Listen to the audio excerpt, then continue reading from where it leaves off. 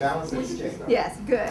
Well, we're going to have an exchange here hopefully this afternoon. I'm going to throw out some stimuli, and I want you to respond, and we're going to have, they asked me if I'd make sure it was interactive, so we're going to do some things where you're going to have to talk with each other, kind of like you're doing now, only hopefully following what it is that I am going to be asking you to do. I'm Bonnie Braun. I am at the University of Maryland College Park at the School of Public Health. It's the newest School of Public Health in the state. And I am the director of the Center for Health Literacy. And so they asked me to come today to help you think a bit about health literacy, how it affects asthma, how it is a health disparity and a determinant of health sort of simultaneously there, and what you might be able to take back home and to do differently or to keep on doing because it's reinforced by what we know about health literacy. So there's got to be a reason you came in here this afternoon. I'd kind of like to know what you're hoping to get out of this. Who would speak up and let me know something about what you want to get out of this? Because this can go a lot of ways. All right, Ben. Let's start, Ben. Shy. I do a lot of research with other colleagues. I'm at Johns Hopkins, and it's classical research, whatever. And well, not an argument, but a discussion that we had one time was, what level of literacy do you provide, especially like, for example, a consent form? Should we be 3rd grade, 5th grade, 8th grade, without knowing what the literacy level of each participant in the program is? So one of the things I want to do today is hear what you talk about in terms of health literacy, and how do we get this information to these clients, these customers, these patients who vastly need our services. Okay. So. All right. Thank you. Anybody else? See, this is your moment. This is your time. I'm here for you. Yes. I work in an emergency department. And all day long we give discharge. My name is Cynthia. Cynthia. And I work in Baltimore City. Okay. And all day long patients are given written discharge instructions. But I noticed that some of the patients who were treated for bronchitis, for example, coming back and now they have a full-fledged pneumonia, and I wondered why. So I did some investigating, and I found out that there is a significant degree of people who function at a very low literacy. So you can't just shove discharge instructions at them and expect them to know anything about aftercare or how to take care of their medicines. So what I got in the habit of doing was going through verbal discharge instructions and saying, this is just the backup in case you forget. And anything I wanted to emphasize, I hand wrote on there in front of them and said, this is important. Okay, all right, so you began to learn yourself. What other researchers have shown that there is a significant return back to emergency rooms or hospitals when there was a disconnect between the literacy level that was expected and the person's literacy level on that day. And I want to emphasize that we all, at any given point, could be very low literate and very low health literate. And so I could have my PhD and you could hand me that day, but depending on what all was going on in my life, I may not be processing it, right? And so it's the thing to remember about health literacy is that it affects all of us.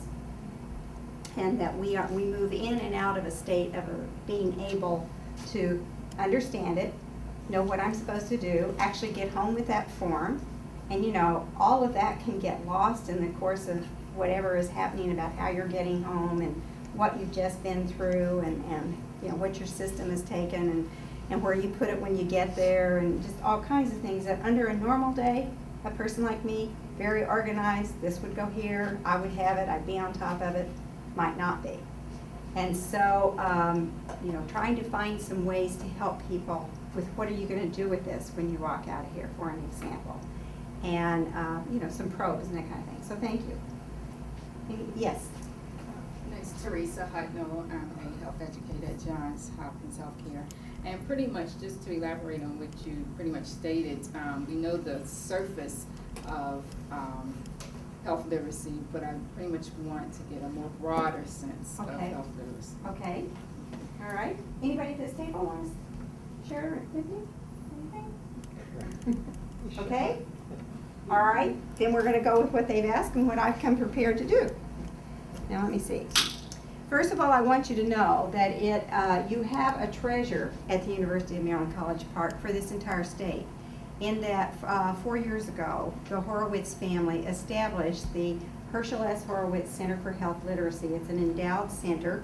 It is the only academic center of its kind in the world, in that being at a land-grant university, it has the mission of doing the research, extending the research to practitioners and getting it acted upon, and also teaching the current and future workforce. Dr. Horowitz is one of those people in public health whose name you may not know, but whom you've probably benefited from. And he is a man known for his work in fluoride and sealants. And when you said today that the state is better off, his wife Alice is one of the leaders of that work and is doing extensive research in oral health literacy in the state, and is on the campaign committee that is putting out the campaign that will happen this fall. And she probably begged to differ with you that we actually are better off health-wise, maybe on certain measures. But when you're talking about the literacy level of professionals, didn't that come up, somewhere a while, maybe in that last session, about sometimes it's the literacy level of the professionals? She has found some pretty stark findings with the professionals in this state with their health literacy knowledge around oral health. So anyway, that's what's happening there. Our mission is to advance a better state of health through health literacy science and practice. Now, I did choose to frame it around a stage and Shakespeare, and we're going to try to improve our performance.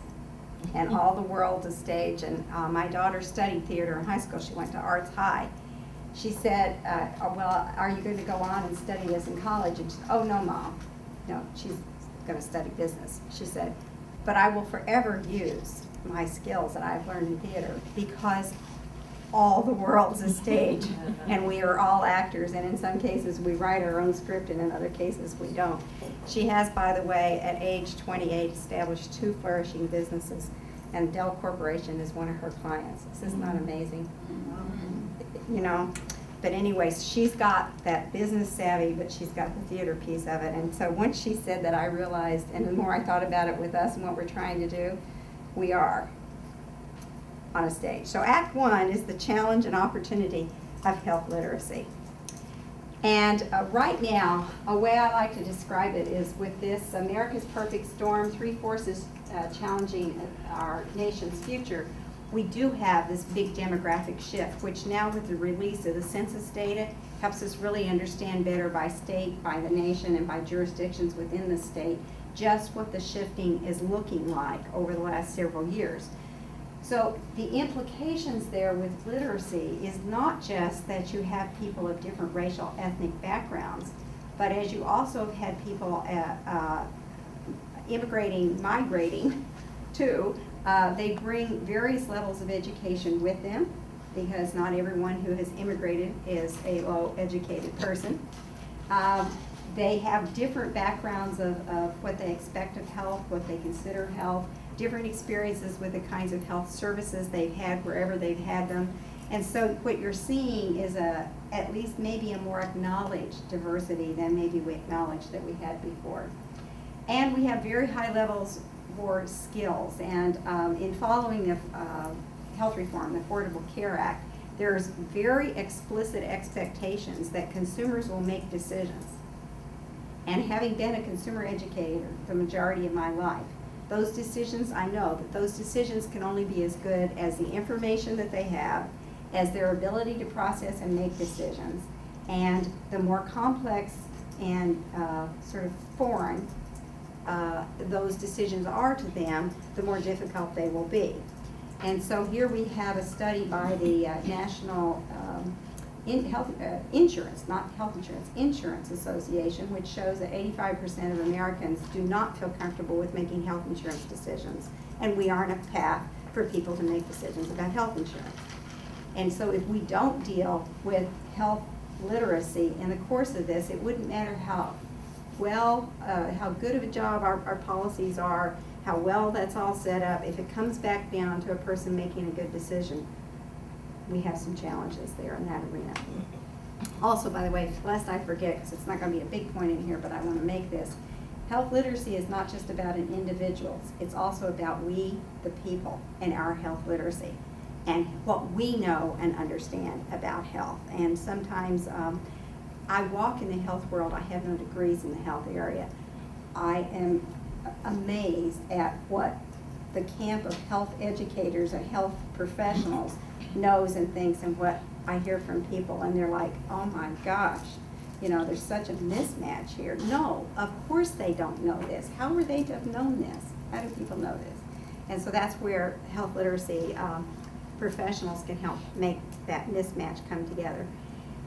And because we literally have a real problem with the literacy level of our youth and a large segment of our adults. So it does not portend well for a future either. So this is the perfect storm, as that writer called it. We measured adult literacy in 2003 with the National Assessment of Adult Literacy, and there's a subcomponent of that that measured health literacy. Parenthetically, because I'm not spending a lot of time on it here today, but parenthetically, one of the biggest concerns in the health literacy field right now is how to actually measure health literacy. So that is still, you know, it's a new science. It's a very new science, maybe 20 years old, and most of the studies, if you look at them, we're on a steep curve like this. Something like 1,300 last year, you know, just a few years ago, it was down in the 100. But this is our defining line here. This is where we know that as of that point in time, we have only approximately 12% of the people are fully proficient at any given time. So a lot of times when I have a big group, I have you line up and we count off and that sort of thing. I won't do that today, but let's see, if there's 3, 6, 9, 12 of you in here, we just have what, one of you over here that's fully proficient, and I'm not sure which one of us that is. And then you've got this big bulk that are in intermediary or basic, and then you've got the chunk that's below basic. So even an intermediary, which says half of your people are intermediary, is probably not adequate for some things, right? And so it really kind of points out to us some of the challenge we've got. It gets even more complicated by race and ethnicity. And so you can clearly see here the challenge with Hispanic population having more of a literacy problem. Now, the caveat is, we don't know if this is completely true or not because it all depended on how it was measured. So, here's an example of what was done. They would read to you and you had to respond. And like circle the date of a medical appointment on the hospital appointment slip. If you couldn't find it on there, you were considered below basic. So, you know, could be how the form was set up. Have you ever had trouble finding the form? Do you see what I mean? So I mean, this is the definitive measure, but I'm just telling you to take this somewhat cautiously, circumspect. The basic is 2 reasons a person should be tested for a specific disease based on information in a clearly written publication.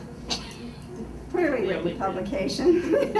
So your asthma publications that you've got out there for me who doesn't have it, and I'm picking this up and reading this, and I'm supposed to walk away being able to tell you, having read this clearly written publication, 2 reasons why people should. So, you know, if you tested with enough people, you would find that some people have difficulty with finding the 2 reasons.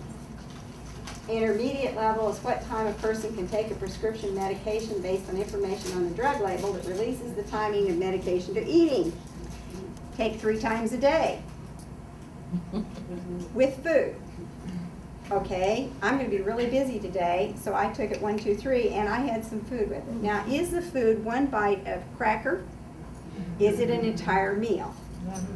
By the way, do beverages like beer count? Because aren't they kind of a food?